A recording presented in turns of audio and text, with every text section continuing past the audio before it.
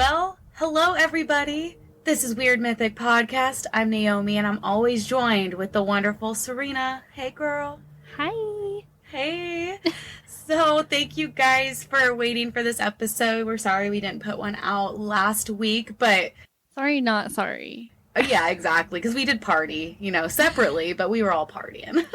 But yeah, it was, both of our mans had their birthdays over the weekend. Juwan just turned 30, so we had to party. Geminis. I know, they're everywhere, because my cousin is also, and I'm celebrating her birthday this week, so that's fun. That's right. Okay, cool. Yeah. Well, happy birthday to Anthony and Juwan. You guys don't listen to the podcast. Juwan, Jolene, that's my cousin. Happy birthday. I love that name. Yes. Oh, yeah, trust me. We sing it to her all the time. I don't know how you couldn't. You have to. We have to. You just got to. Well, I'm very excited because in 12 weeks, I get to see you. I know. I got my ticket finally. Woo-woo. We're still homeless, though. We still don't have a place to stay. We'll figure it out. I ain't tripping about that. I'm just excited that we're going. Now, my next step is to get a banner for us and just, get our shit together so I can get down there. Yes, it'll be awesome. I need to order some stickers. Remind me to do that next week. Definitely. And maybe we'll work on some specific merch for the festival. Who knows? Who knows? That would be cool. We should do that. Yeah, let's do that. Serena just got a great idea right now. We're brainstorming. This is what we only talk so often. So when we do get together, we have to brainstorm a little bit. Exactly. But yeah, we'll definitely get some ideas going. And when we get closer, we'll have to find some true crime stuff to discuss on the show. Definitely. So. Yes. And so the True Crime Podcast Festival is August 26th through 28th in Dallas. And it's going to be so much fun. We're going to be there. A bunch of other really, really good podcasts are going to be there. And I'm excited to see you again. Yes, I'm very excited to see your face. And then just talk to other podcasters, get some insight on how they do their thing, and make some new friends while we're out there, and just talk about some weird shit with people. Yes, exactly. So everybody go to the True Crime Podcast Festival. We've linked it on our Instagram, our Twitter, and our Facebook, so go check it out. And you know what? Don't forget to follow us on all of our social media. Leave comments on our pages, whatever. Send us an email at weirdmythicpodcast@gmail.com if you have any suggestions about the show also. Yes, I love that we're plugging all this early because we always forget to do that. But I also want to apologize if I am super low energy this episode. I'm having issues right now. Yes. With my wisdom teeth, and I'm getting them out next week, so just bear with me, guys. Yeah, just bear with me. We are bearing. We're happy that you are, going through this pain so you could do the show. I appreciate it, Serena. Yes, I'm just happy to be recording again. Doesn't it always feel weird when we take, a little break? It always feels weird to me.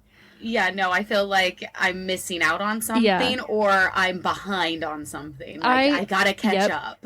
Every day last week... So I would go to the gym and stuff, right? And I was just like, I'm forgetting something. What am I forgetting? And I swear it was because we didn't do the podcast. It is. That is it. Because I felt the same way, Monday this week. I was like, I felt like there was something over the weekend I should have done. So funny. All right. Well, this is going to be a fun episode. We're talking about cryptids again. And it's been a while, I feel like. Yeah, it's been a couple weeks since we've talked about, our favorite topic on Weird Mythic Podcast, our cryptids. What cryptid do you got for us this week? I am going to be talking about the Goatman. Oh, the Goatman. All right. I am excited. You know what's so funny? And I just realized that right now. I almost was going to talk about the donkey lady, but I'm talking about the Goatman. I don't know. There's a theme. I've never ever heard of Donkey Lady, and you got to do that on our next cryptid episode now. So I didn't cover it because technically it's not a cryptid, but when we do a hauntings episode, I'll definitely do the Donkey Lady of San Antonio. Sweet. Dude, that's exciting. I've never even heard it. And now I have to resist doing the research on it. Yeah, forget about it. We'll do it soon. Whatever. Tell me about the Goatman. Okay, so the Goatman. He looks exactly how you would think he looks. He is half goat and half man. All right. Which part of him is goat and which one is man? So I believe there's like a, it's always conflicting. For the most part, I found it looks like he has like the head of a goat, but he stands on like 2 feet. Okay. And he's furry everywhere. Okay. So I when I first started doing research, okay, you've seen the Chronicles of Narnia, right? Or read the books. You know Mr. Tumnus? Yeah, of course. He's a centaur. Or that's what I'm picturing. Yeah, right? Isn't he a goat? I think he's part goat. Yeah. He's like a goat man. Whatever, right? Yeah, I keep thinking of the mythical Minotaur Greek guy. No, Minotaur is the one with the bull. Oh, and Centaur. A centaur is the one with the horse. And I think a satyr, which is like Satyr, is the goat. Yes, and he's related to that. So he's also sort of related to like Pan or Pawn, Pan. I don't know. I think you had you talked about it in another episode. Okay. Cool. I believe, didn't you? Was it the Krampus episode? Yeah, I did mention him. Okay. Yes. Yeah. So I didn't go down that route though. Okay. Because I'm like, we've talked about that before on the episode. Like, we're not going down that road, but we're going to go down a different route. Okay. So he primarily, I would say, resides in the woods of Prince George's County in Maryland. Okay. Maryland, right? No. When you write it so many times, it just looks odd. Like, it doesn't look like a word anymore. Okay, one of the theories around the origin of the Goatman is that a researcher at the Beltsville Agricultural Research Center, that was really hard to get through, was doing experiments on goats when he had turned himself into a creature with the upper body of a goat. Oh, okay. That's like one of them. I'm going to get to more in a little bit. In October of 1971, bear with me because this is going to be all over the place. In October of 1971, the Goatman was mentioned along with other local legends when the Prince George's County News published an article. 2 weeks later, that same reporter published a follow-up article titled "Residents Fear Goatman Lives, Dog Found Decapitated in Old Bowie." All right. So it's really sad. Little evidence going there. Yeah, the article actually follows the family that believed that the Goatman was responsible for the death of their puppy, Ginger. And you know how I feel about dogs. So it's really, really sad. And I don't want to get into it because I'll cry. Oh, and then its name is Ginger. I know.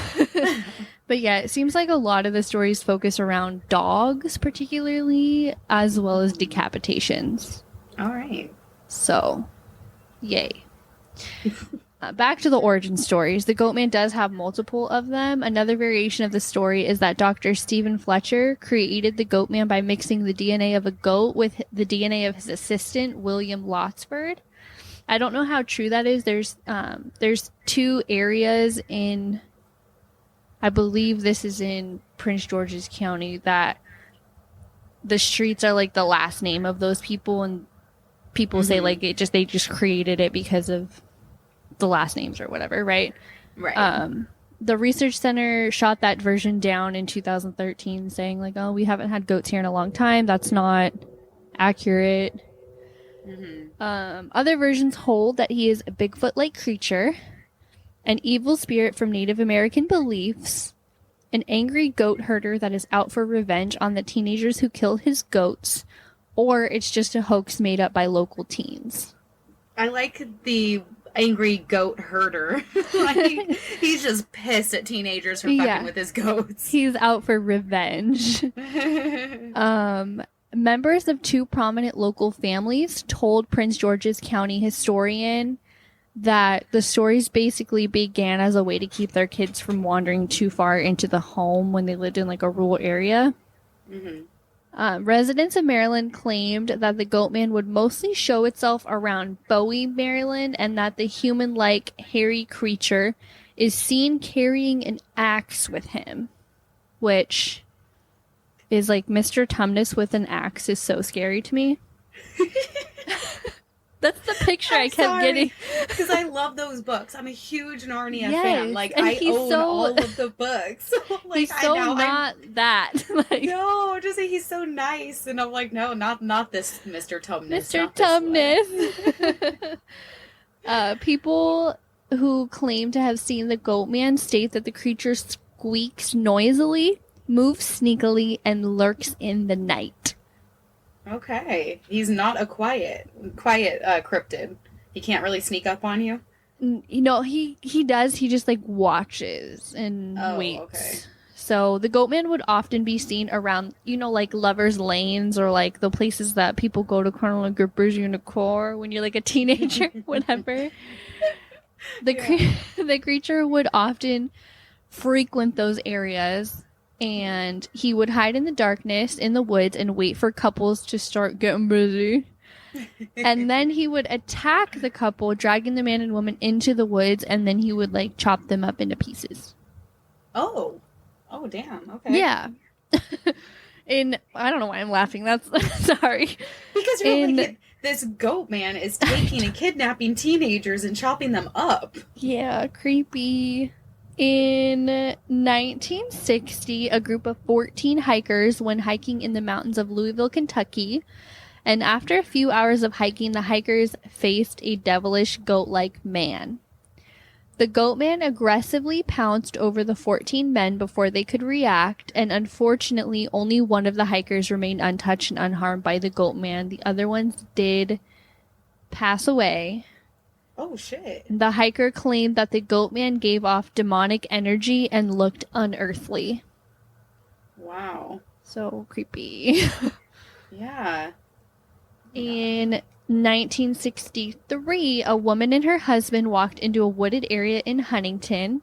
The couple heard crackling sounds and then continued on for a little while.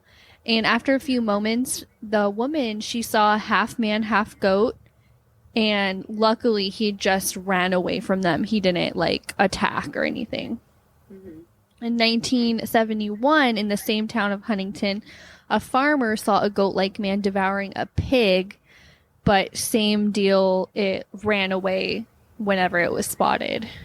Okay.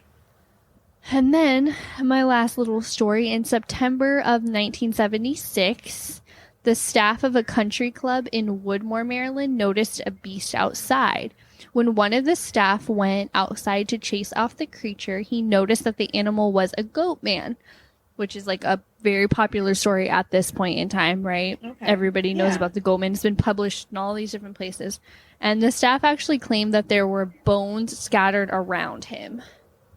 And then he dipped out just like the other one. So sometimes you get hacked into pieces. Sometimes he just leaves you alone. I don't know what makes him choose a certain thing, or if there's multiple. Could be more than one? I think there is. Honestly, like, okay, for one Goatman to travel from Kentucky to Maryland to this, you know what I mean? Like, yeah, that's, to me, it's like the Mothman. There's, to me, not just one Mothman. Like, I feel like there's multiple. So, okay. I like your theory. Yeah. Yeah. That's my theory. Right. That's the Goatman. The Goatman. Isn't it weird? Look up pictures. There's also been one instance where he was caught on camera. Mm-hmm. And I couldn't find the footage, but I'm sure it's out there. I don't look that hard. You're more of the digger than I am. But yeah, so he has been, caught on camera. There's a lot of other stories out there as well. And a creepypasta. So it could be creepypasta. It could be a hoax. There's a lot of different theories floating around about the Goatman. Yeah. But yeah. So it's like everybody always mentions creepypasta at some point when it comes to not all cryptids, but there's like specific cryptids that they'll be like, it's just from a creepypasta. I'm like, I'm sorry, dude. There was no such thing as creepypasta back in the 60s. So exactly. Who's to say, like, it hasn't always been there? Maybe we just forgot about it because, I don't know, I'll just blame technology and people not paying attention to supernatural stuff as much as maybe they used to. Or people not being in touch with nature as they used to. Or them wanting it to be a creepypasta so that they don't have to think that this creature is really out there waiting for them in the woods. That's a good point, girl. So, right. I know I like to say everything's creepypasta because I get scared so easily, but spooky noodle, who knows?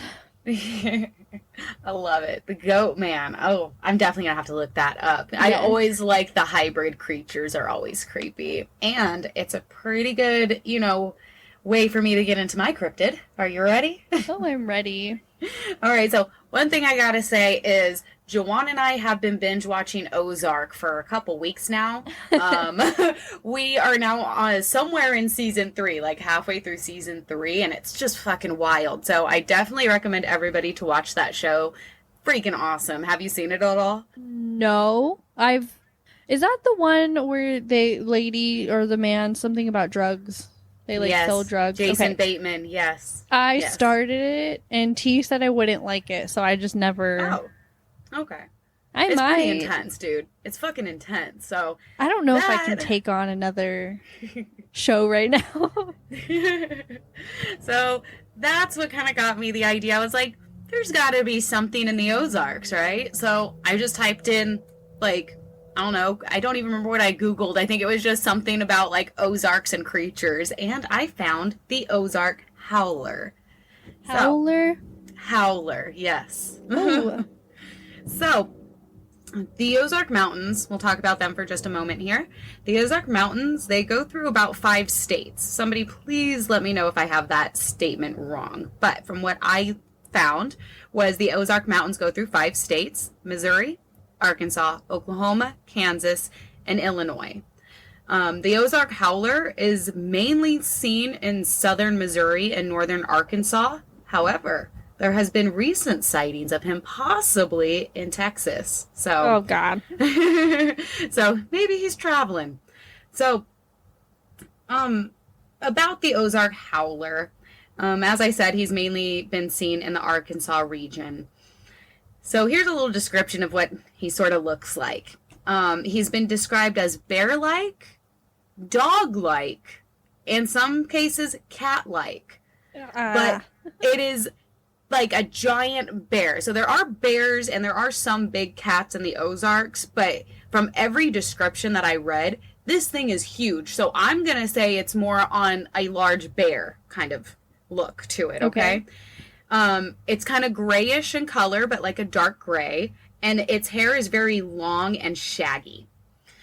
The body of this bear-sized creature, it's a very thick body with kind of short, stocky legs, but not like hella short, like you're thinking it looks funny, just kind of stocky legs.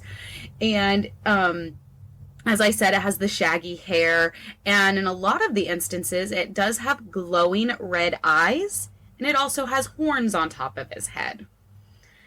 So the hybrid creatures are so creepy to imagine. It really is. I was thinking a chimera of some sort, which is, a hodgepodge of multiple animals into one, because that's kind of what I was, picturing, but I really think of it more as, a really big bear cat kind of creature. Okay. So, the reason for its name, though, do you have any guesses? No. Okay. So, what was the name again? The Ozark Howler. Oh, does it yell a lot? Well, apparently it has this cry or howl. And to everyone who has heard the Ozark Howler, it's like a combination of a dog barking with an elk kind of doing its...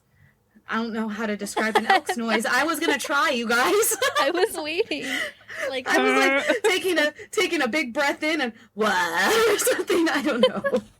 So it's like a cross of a sound between a dog barking and an elk doing its call, or like the laugh of a hyena.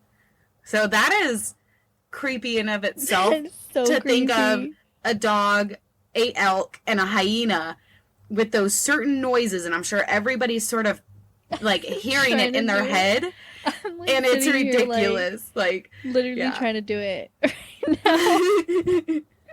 So that's how it gets its name, is everybody can hear it, and as soon as you hear it, apparently that means A, it's coming after you to get you, or B, somebody is more than likely going to pass away in your life. It's the sign of a very bad omen. You do not want to hear it. Okay, that was one of the things with the Goatman as well. Mm-hmm.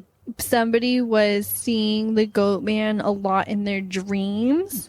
Oh. And every time they would see the Goatman in their dreams, somebody in their family would pass away or something really, really bad would happen. Yeah. Yeah. Yeah, a lot of the, like, stories I was reading is people were comparing the Ozark Howler to a possible hellhound. Yeah. So, I mean, that makes sense to me. You don't ever want to come in contact with the hellhounds. So, I always thought hellhounds were like if you made a deal with the devil or something, he's coming to collect. I think that's been mainly how people describe the hellhounds, but how I've viewed hellhounds, because I also think of them from, like, Greek mythology, they're just coming after you. I don't know if you actually owe the devil something, but they're coming after you to get you. But yeah, okay. I've heard that same thing. So yeah, let's get into some sightings. So the Ozark Howler, actually, the first documented sighting was in 1810. So, oh, damn. Yeah. Which, pretty cool. So, do you know anything about Daniel Boone? I recognize the name, and it takes me back to, like, 6th grade. Yes. So. Yes, exactly. I had to do a refresher on who that man was. So, quick refresher for everyone. Daniel Boone was a very important or well-known frontiersman back in the 17 and 1800s. Was he like a trapper or something? Yes, he was. I'm like picturing the hat that he wears. Okay. Yes, he was a famous trapper.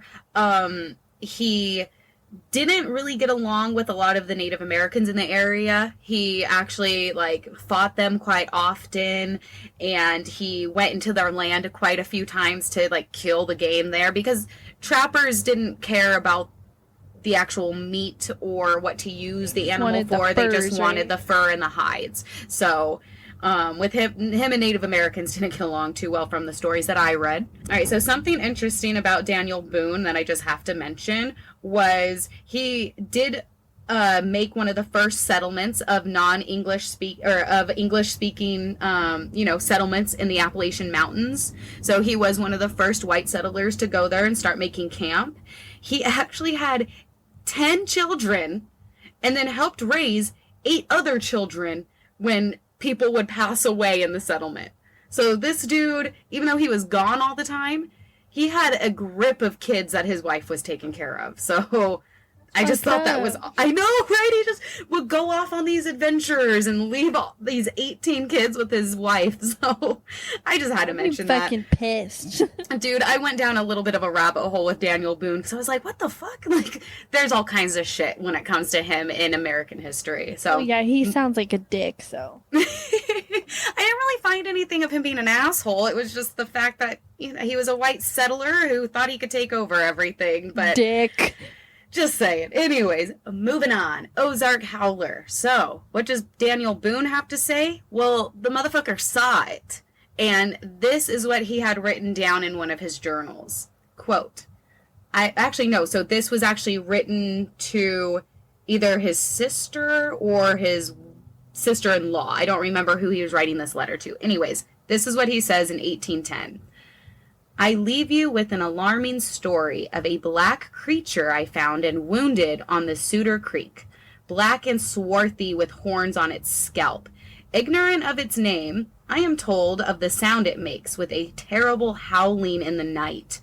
Warnings of this for settlers should be passed along. Your humble servant, Daniel Boone. Oh, I hate that.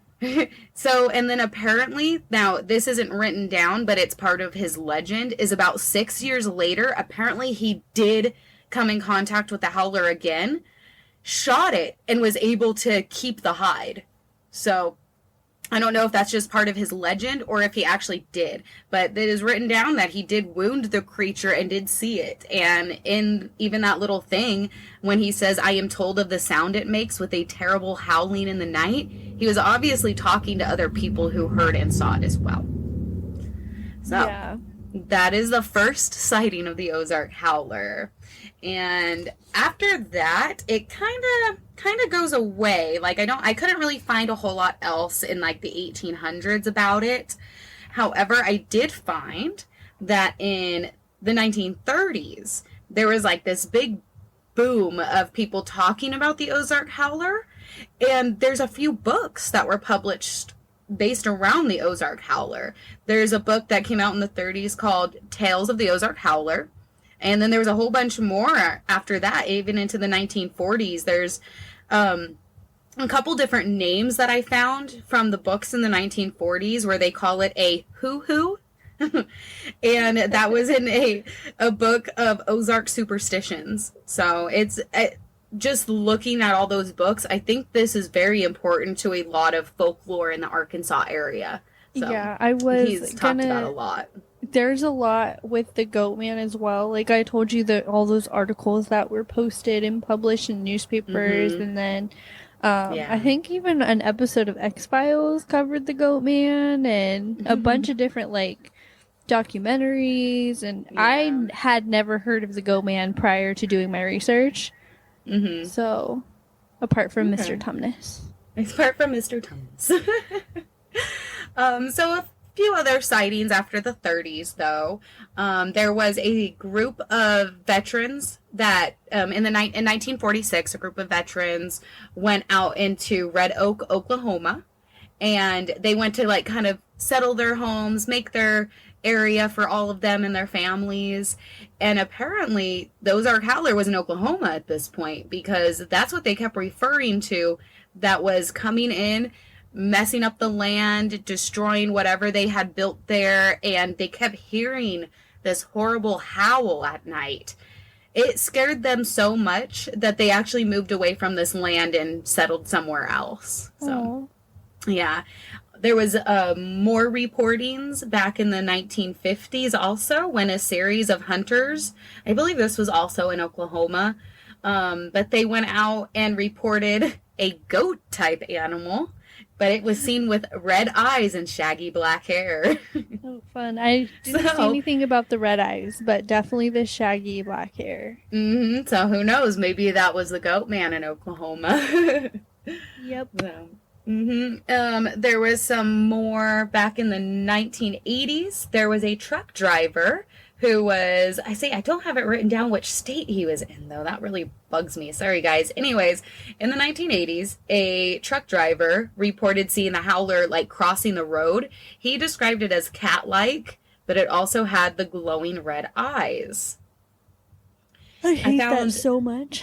I know, and it's always the glowing red eyes. That's why I had to put it down here, because the glowing red eyes is, like, big with the howler. So and that's, if it seemed like to me, it is, and it's a bad omen for death also. So I mean, it all kind of tied together.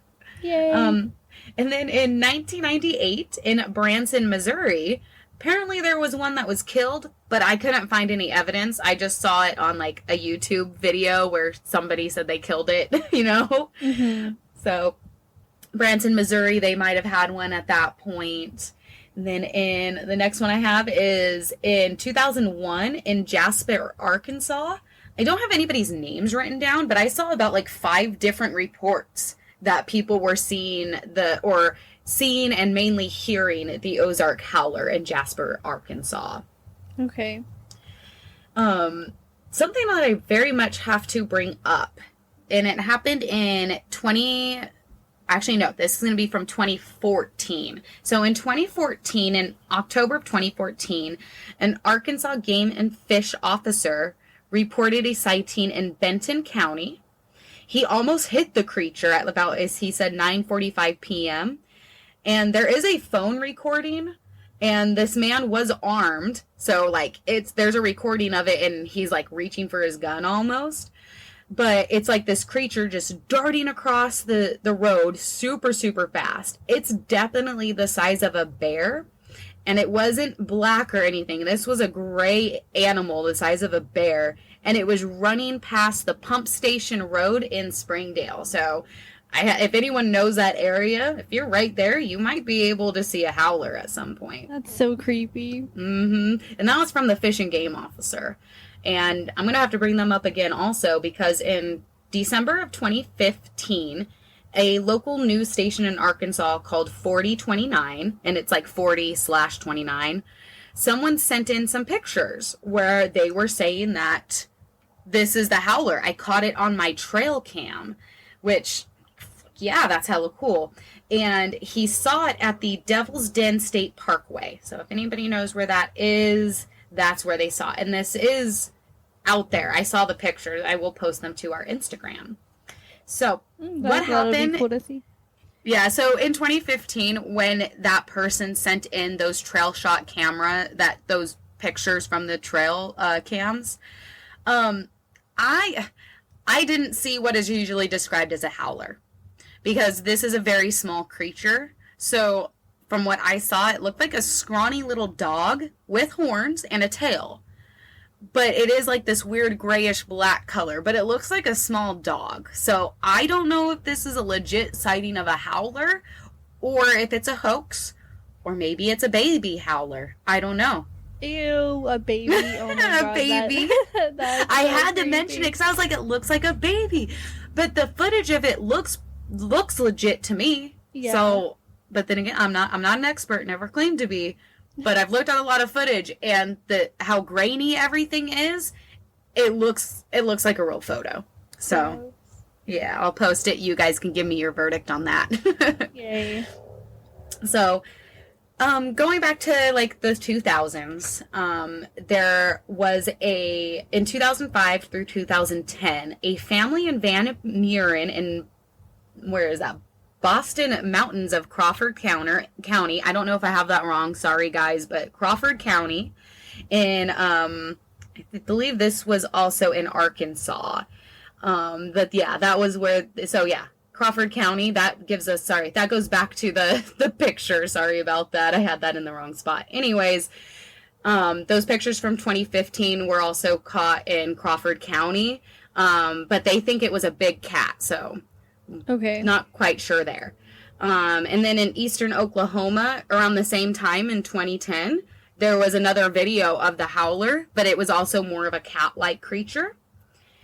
There was also more sightings between 2005 and 2010. It seemed like Oklahoma and Arkansas were being hit hard with howler sightings. There was a lot in the Arkansas River Valley, reports of strange sounds, and these sounds from the little reports that I was reading from back in like 2005, that they were laughs or barks. And it kind of seemed like together. It was pretty freaking creepy. So, ew, wow. Yeah. But, so, those are sightings from the 40s, the 50s, but from 2005 to 2010, there was a whole lot of sightings. And then it seems like in 2015, there happened to be a lot of sightings as well. Yeah. I did find a YouTube video, which was really interesting, and it was just about the Ozark Howler, and he specifically was talking about the sightings in Arkansas, and he mentioned something. I wish I had the guy's name. I'll just have to post the link to the YouTube one that I listened to or watched. But he brought up something that I hadn't seen in any other articles, where he talked about the pedestal rocks in Arkansas at one of the state parks. I wish I had the state park, written down, but I'm slacking this time, guys. I don't have it written down. But these rocks are really interesting because they're like giant rocks with another giant rock laid on top of it, and you can just kind of walk over it, and then you see like this giant valley and trees and forest and whatnot. You can just see everything from this giant pedestal rocks. And apparently there's in this area where you will see and hear a lot of the howlers, or you'll know a lot of people who have been like, yeah, you go over there next to the pedestal rocks, you might be able to see one. So just anyone who's out there, if you know where the pedestal rocks are and you know something about the legends over there, please let us know. Cool. Yeah, no, it was pretty cool. There is, so in this video, at about 9 minutes into this video, you'll see trail cam footage of something. I don't know if it's a howler or a bear or a giant cat, but it is sort of bipedal, but it's this giant weird creature at about 9 minutes in. I'll just post it and have to add that in there. 9 minutes in is where the footage is. He also mentioned that there was evidence of a paw print, and somebody took castings of the paw print and took it to a zoologist. And according to him, that zoologist said that it was too big to be a cat that was native to the Ozarks, or it could just be a very big cat that they don't know of that's in the Ozarks. That's also creepy, though. Mm-hmm.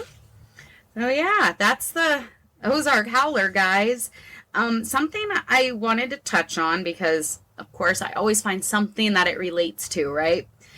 So I'm going to have to, if anybody wants to go to this website, I'll also have to post it onto my Instagram, which I will this time. I've said that before and didn't. Anyways, so there's this website called unlocktheozarks.org.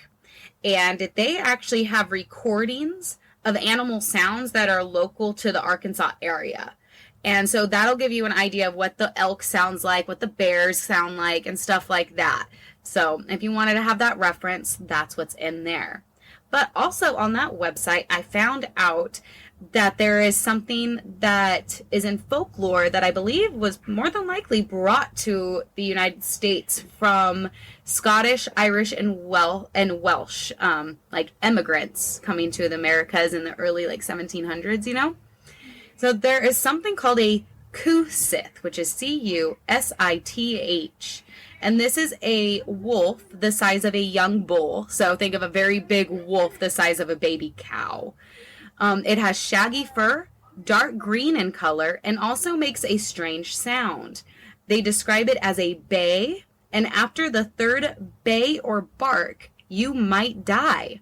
Oh. If you see the Cusith, it is a bad omen, and it is a harbinger of death. So, yeah.